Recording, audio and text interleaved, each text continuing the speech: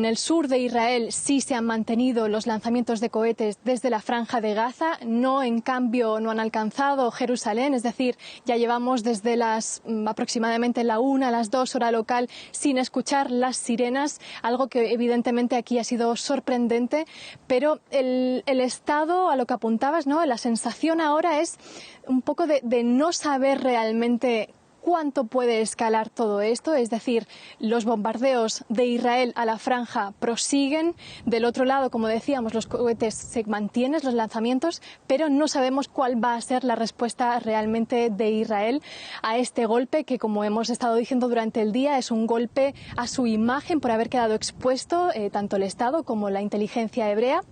Mientras que, ese es el interrogante, ¿no? Ese daño a la imagen, cuánto puede dolerle y cuánto va a actuar en consecuencia. Sí, es una de las grandes preguntas también, Yanira, ¿cómo va a poder afectar esto en la política interna de Israel? Habíamos visto ya muchas críticas hacia este gobierno que comparte, es un gobierno amplio que va desde la derecha hasta la extrema derecha más radical del arco parlamentario israelí. ¿Podría esto afectar a una radicalización aún más grande de las políticas del gobierno? Pero también se podrían ver un auge de esas manifestaciones en contra de Benjamin Netanyahu.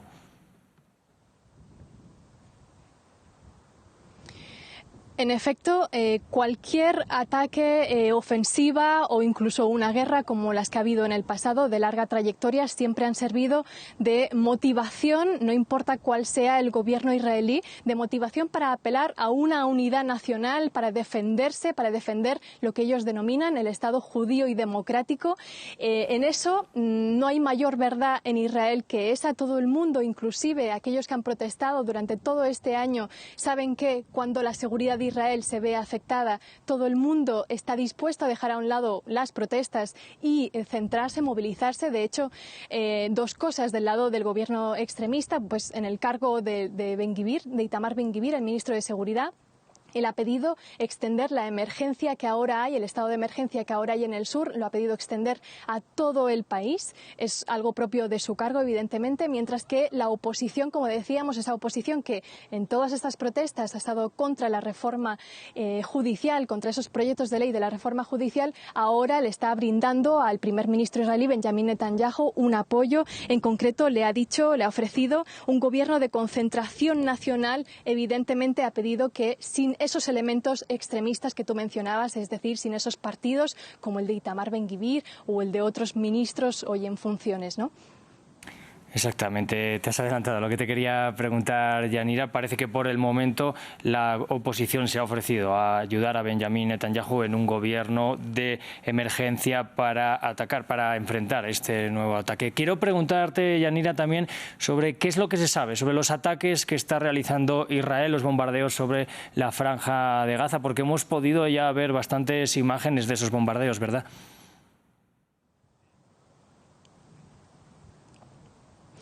Pues del lado de los bombardeos, y luego, si me permitís, hago como un balance de cómo están los combates en el sur y cuál es la situación de los rehenes. En cuanto a los bombardeos, pues hago un balance. Israel, por los lanzamientos de cohetes, ya contabiliza más de 100 muertos y 900 heridos. Tiene ahora mismo a los hospitales en estado pleno de urgencia, mientras que del lado palestino, debido a esos bombardeos que mencionas, ya son 198 los muertos y más de 1.600 los heridos. Sobre todo ha habido uno de esos bombardeos, los más destacado de las últimas horas, los últimos momentos, ha sido contra lo que se llama la Palestine Tower. Es un edificio de unas 14 plantas, bastante emblemático. Israel ha efectuado este bombardeo en este edificio alegando, como siempre, que es contra posiciones del grupo islamista, el que denuncia cubrirse o tener sus mandos de control o bombas o artefactos en lugares donde hay población civil. Sea como fuere, la cuestión es que Israel ha bombardeado esta alta torre de 14 plantas con 100 viviendas y ha quedado totalmente demolida, ¿no? Esta es la situación de los bombardeos actualmente, que persisten. Mientras que, por otro lado, como quería informaros, por un lado tenemos el reconocimiento del ejército israelí a través de un portavoz, una información que ha confirmado la agencia francesa AFP, de que Hamás realmente retiene a esos soldados y civiles como unos prisioneros de guerra. Hablamos de población y soldados israelíes, mientras que dice otros han sido asesinados. Estas son informaciones del ejército israelí. Realmente Hamás es quien dice, un alto cargo de Hamás es quien dice que habría unos 50 rehenes, pero no tenemos una cifra confirmada sobre esto. Lo que ha dicho Hamás al respecto es que quiere usarlos básicamente como una moneda de cambio. Es algo que habíamos adelantado esta mañana. Con estos rehenes quiere pedir la liberación de los presos palestinos y dice que la cantidad es tan grande realmente que le puede servir para todos los presos actualmente en cárceles israelíes y en prisión administrativa, que es cuando te mantiene Israel, en este caso Israel, sin cargos ni juicio en prisión, ¿no? También ha dicho este alto cargo de Hamás que han iniciado toda esta operación sabiendo que podía ser muy prolongada, pero que lo de los presos era uno de los objetivos. Evidentemente también ha alegado de nuevo ese mensaje de contra la ocupación, contra la llegada de colonos en diferentes poblaciones de Cisjordania ocupada, contra esas incursiones de extremistas judíos en la explanada de las mezquitas de aquí de Jerusalén, y con todo esto ha dicho que bueno, no les importa que sea una operación a largo plazo, porque aunque fuera una operación terrestre israelí, como está apuntando ahora mismo Israel, que sea no solo por aire, por esos bombardeos, sino también terrestre, pues este portavoz de Hamás ha dicho que no les importa contemplar este escenario, ¿no? Yanira, y tú precisamente que llevas ya unos cuantos meses cubriendo la situación allí en Israel, ¿cómo has visto la escalada de detenciones, también de violencia entre diferentes poblaciones, diferentes religiones allí, entre musulmanes, entre judíos, entre israelíes, y también esa llegada de cada vez más colonos hacia territorios, la Cisjordania ocupada, hacia Palestina? ¿Ha habido realmente una escalada grande en los últimos meses?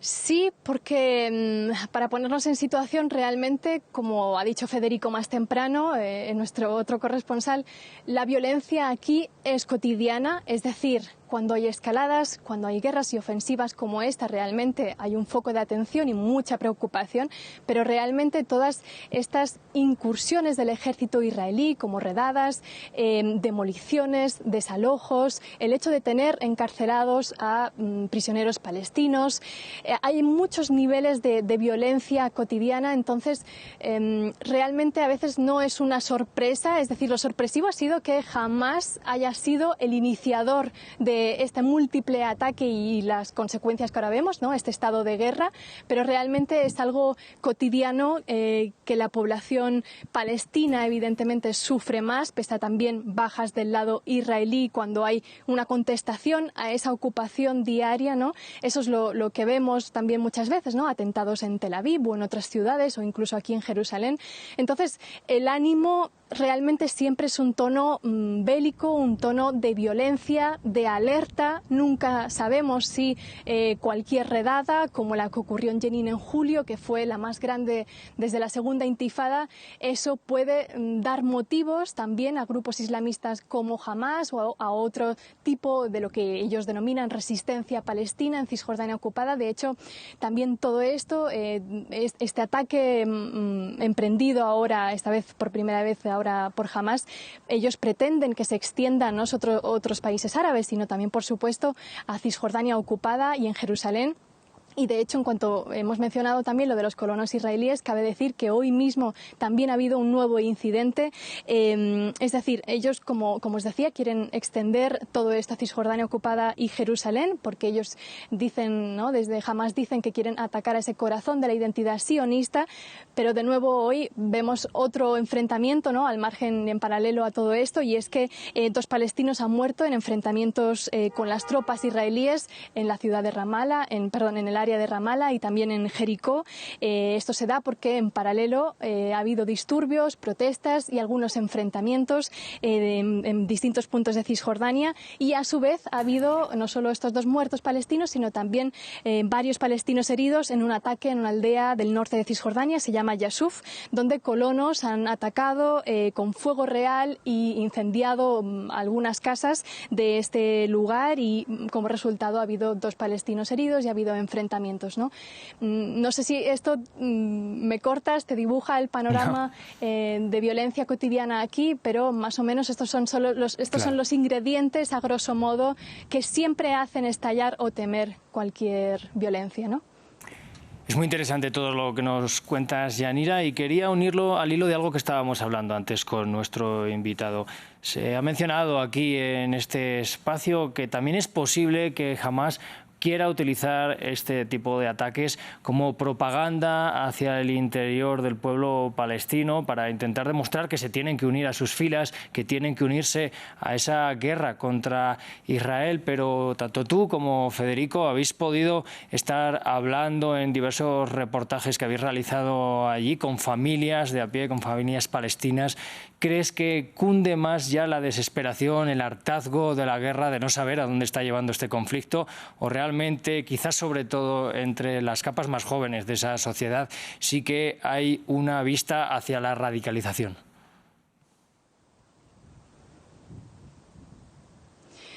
Ante todo, me gustaría aclarar que tanto el lado israelí, es decir, el Estado, el ejército, ¿no?, tanto el lado palestino, los grupos, ya sean Hamás o la Yihad Islámica, etcétera, los dos hay que tener en cuenta que tienen un juego en imagen, de retórica, ambos lados, evidentemente con desigualdades, ¿no?, sobre todo bélicas. El Estado israelí es mucho más fuerte que estos grupos, incluso que Hamás. Pese a todo, ambos tienen un dominio del vocabulario que arrastran para sí mismos. Entonces hay que aclarar que ambos siempre, al margen de la población civil, siempre tienen un discurso que intentan controlar o intentan, ¿no?, transmitir al resto de los países. Entonces esto hay que tenerlo como en claro, ¿no?, y siempre hay que ir de puntillas con lo que transmiten tanto un lado como otro, ¿no?, que muchas veces, evidentemente, difiere a la población civil. Es decir, por más que la Autoridad Nacional Palestina, como hoy hemos visto, condene lo que está ocurriendo en Gaza en cuanto a los bombardeos, la Autoridad Nacional Palestina está totalmente desacreditada por la población.